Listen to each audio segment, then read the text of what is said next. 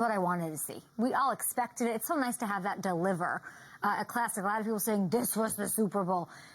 Sam Darnold has officially established himself as a stone cold killer. Grace Zabel said it on our show last week. Bye-bye.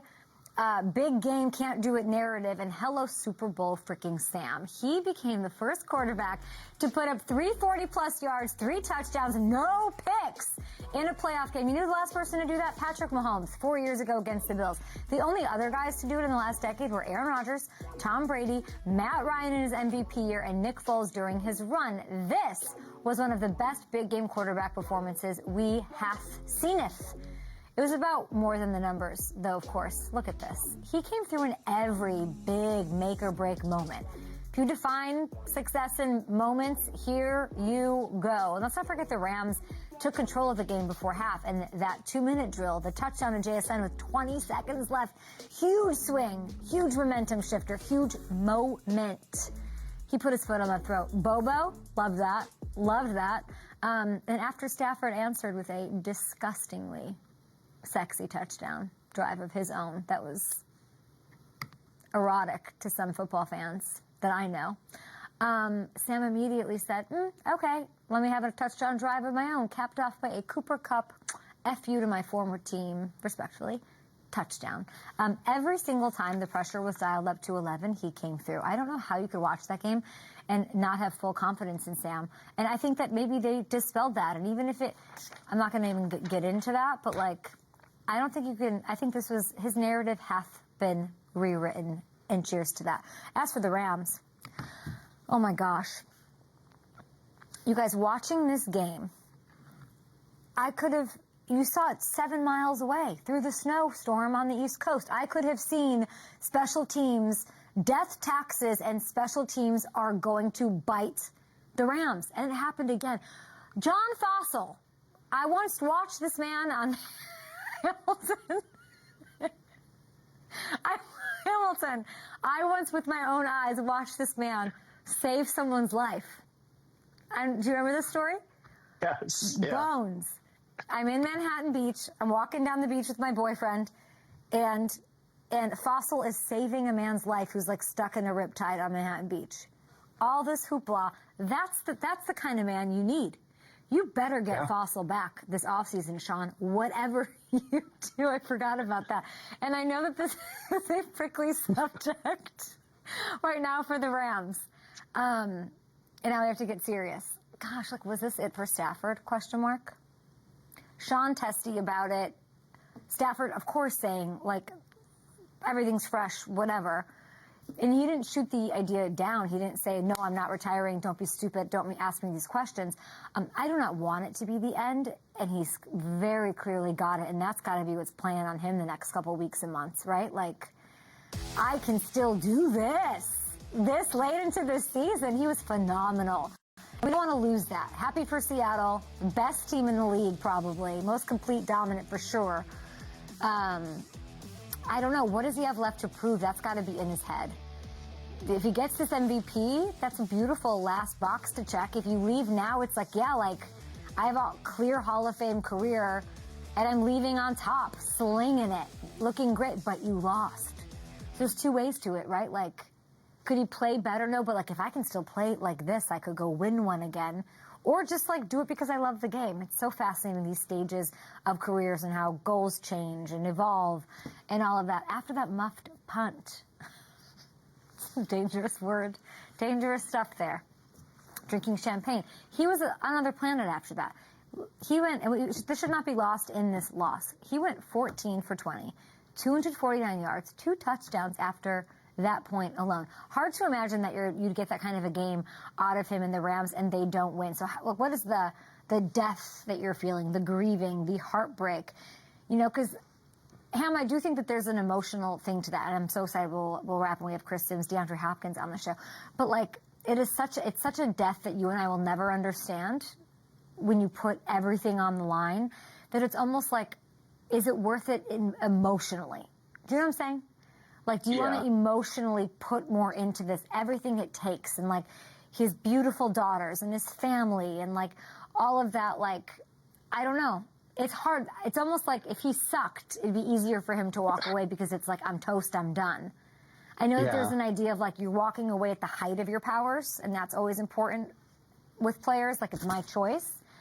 But like, very hard to walk away when he looked so good playing at this level 6 months into the season.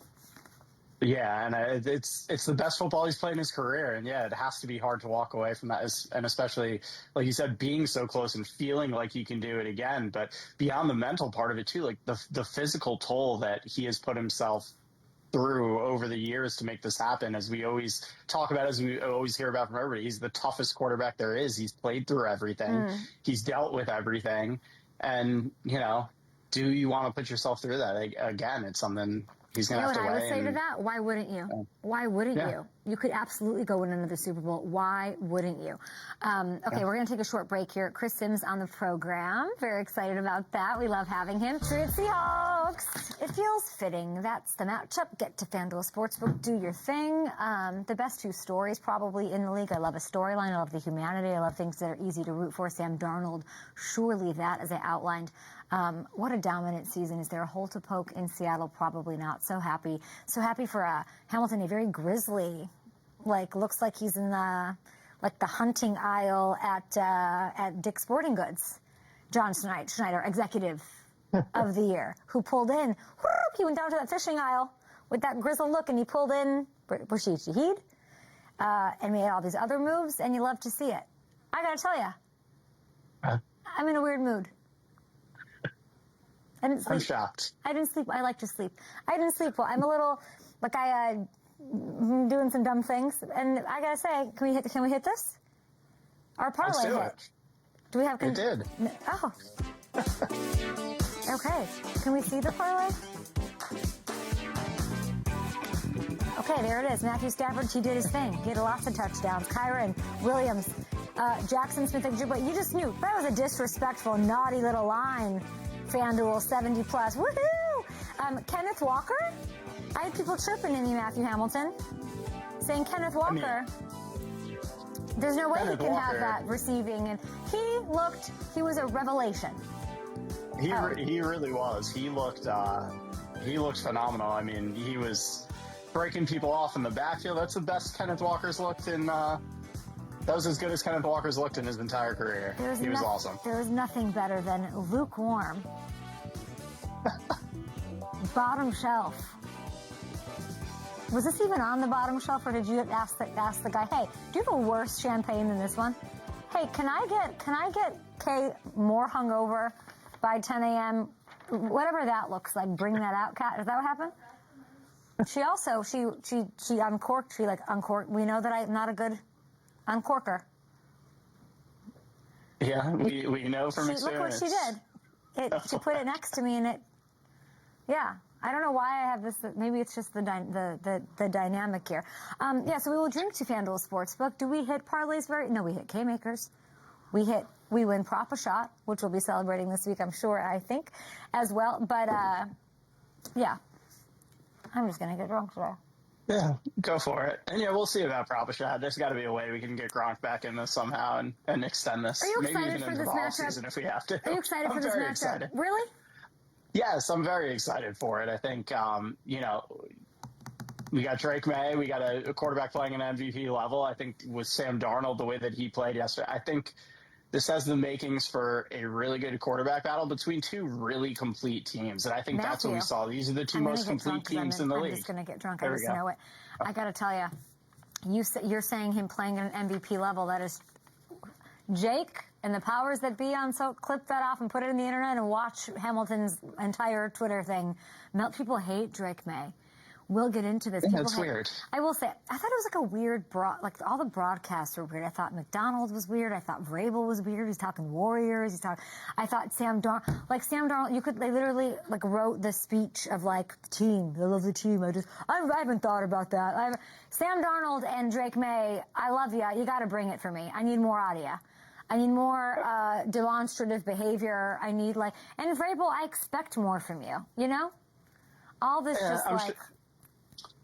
I'm sure somebody in a banana costume is going to get it out of them at media night. We'll get that going. The Chiquita Banana Lady is always a good bet.